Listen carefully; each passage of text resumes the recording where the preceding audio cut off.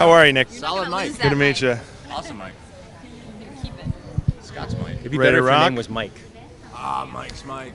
Think about it. That's good. Think about it. That is good. Scott Yager here at Comic-Con with the cast of Minority Report. Literally, the precogs are with me. Stark, Laura, and Nick. How are you guys? Very good. Good to be here. We're good. Shot of Yager. Now, I overheard one of you are going to be shirtless on Monday, and we're not going to tell the audience who, right? We're just going to say, what? All right, we've narrowed it down to two possibilities. We're not going to tell you who, though. Stark or Nick, you got to tune in Monday. So let me ask you guys this. You play characters who predict crimes, right? I want to know, is there a crime that's ever happened to you in your life, whether it was just a dirty deed or a literal crime that you wish you could have predicted before it happened? To me? To you or to someone you know or love? I don't know. Nick? My very first bike was stolen from me the first night I got it. I got a 15-minute ride on that thing, locked it up, next morning gone. Hang so if on. you're out there, you son of a bitch, I will find you. My green card. I'm just going to lean like this the whole interview.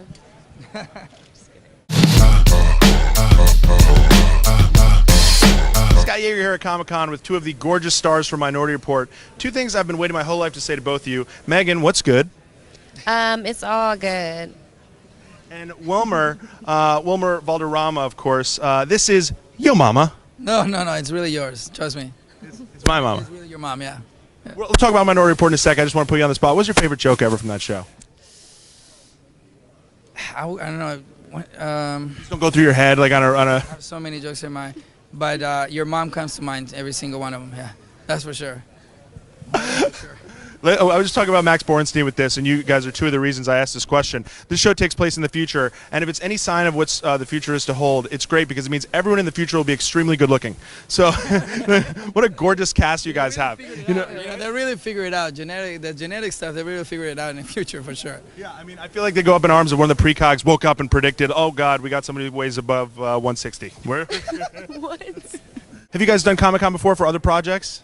Yes. Well, Comic-Con I did before in San Diego once, and the one we came this year was the second one. But I've never been to Comic-Con in New York.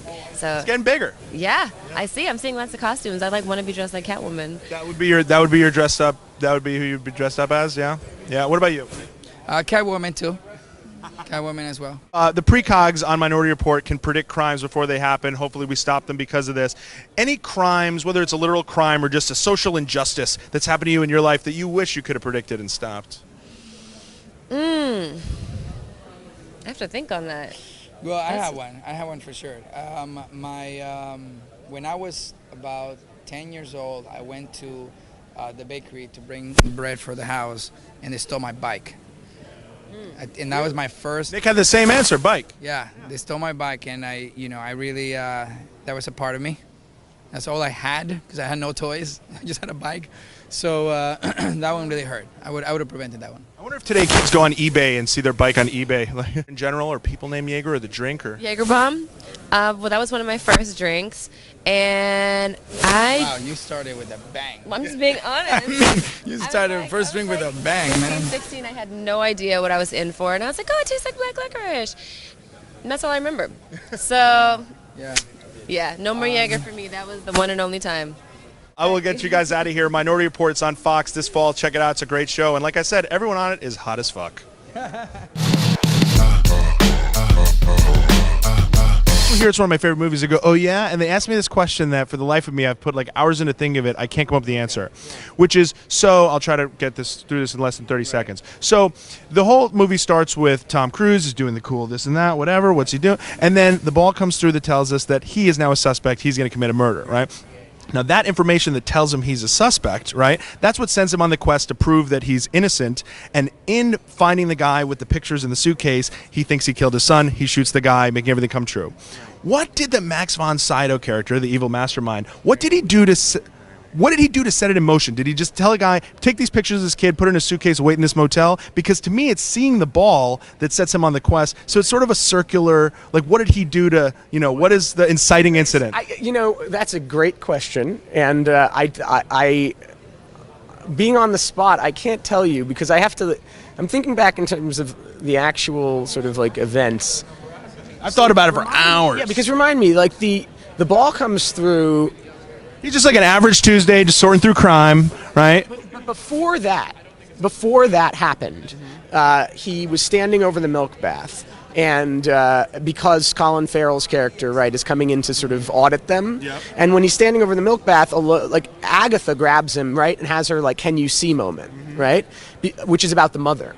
Now that's actually the inciting incident. That's the moment where he gets set on the path to have to discover what happened to Agatha's mother, and the answer to that is that Lamar Burgess was a murderer. And that moment, when it turns out, now that's what, when he then talks to Lamar Burgess starts talking, Lamar knows that he's going to be investigating him, that's the first breadcrumb on the trail that's going to lead back to the exposure of pre-crime as being corrupt. And as a result of that, he needs to set up Tom Cruise for the murder, or to get killed, or to be a murderer. So how does he set him up? Good question, and there may ask it out of love. By the way, there may or may not be an answer, and I can't pull it out of my head right now. But on some level, the causality begins with the Agatha moment rather than with the ball itself. Yeah. Yeah, no, it's funny because I have to. We could watch it together one day. To me, it's a perfect enough movie. Other than that I'm not bent up out of shape about. No, it's a time travel concept on some level, and those are inherently paradoxical. There's no they simply are. Time travel is a paradox. That. Talk to any physicist. It just is. It doesn't mean you can't tell great stories using that. And this is a good version of time travel because it's not actually time travel. Right. What it is they're seeing, the way I like to imagine it is that, if it's a sort of quantum physics kind of concept, that there's many possible paths, that the most likely path at that moment, if no intervention takes place, is that murder. Right. Now then, in our show, it becomes a lot messier because the very fact in pre-crime, these people were sort of in the bath, right? They were it was an isolated experiment, right? So you kept your sort of predictors isolated from the experiment itself. And so that meant that the only interaction they had with the outside world was by proxy with the cops who would just, fascistly abduct you, right? But it was almost, in a sense, if they hadn't just been abducting you that way, then they would be interfering, and then the future is going to change. Right. So the only way to make a decision there is to say that because this murder is going to happen based on this person's pre-convicted, just arrest them. That's it, right? Maybe right, maybe not right, but technically it's kind of the only way to act, because now in our show, they're intervening in a different way, in a way that messes up the timeline, and as a result, those murders aren't necessarily going to happen, and aren't going to happen in the same way, and so you can't convict someone, not only procedurally, but even ethically, because if I go to you and I say you're going to kill someone tomorrow, you're probably not going to do it, or at least not. I'm second thoughts. Someone knows about my plan. I should reconsider. So so it becomes a lot more complicated. I wanna be the